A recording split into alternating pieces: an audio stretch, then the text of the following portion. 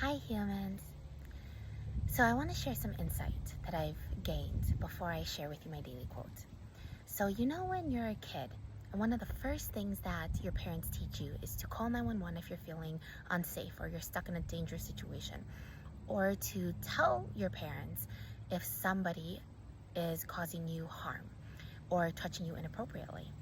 And it just clicked that my parents never did that.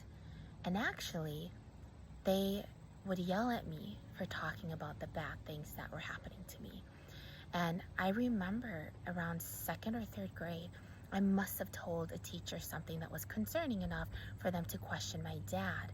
And I remember getting into the car after school, sitting in the back seat, and he was dead silent for about like a couple of minutes. And then he just started yelling at me for talking about things that happened at home, and that I was not allowed to ever do that.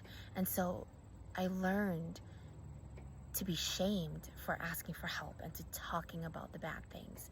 And so the reason why I gained this insight and I was thinking about this was because ever since I have been telling my story about my childhood essay, a lot of people have been asking me, why didn't you say anything? Why didn't you tell anyone for so long? And I realized that it was because of my parents. The people closest to me and everything that they instilled in me at such a young age prevented me from saying something. And you would think that that would cause a lot of unresolved anger to resurface towards my parents. But I think it's more so, I'm just curious. I'm really curious on how could a parent to a child tell them to not talk about the bad things that were happening to them and to make their children feel so unsafe to ever reach out. I'm just curious, how can parents do that? Anyways, your daily quote of the day is, I'm just here to remind you that your safety is paramount, and if you feel unsafe, you have the right to speak up.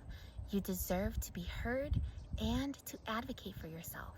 Whether it's speaking up, setting boundaries, or reaching out to a trusted support, your voice can be powerful.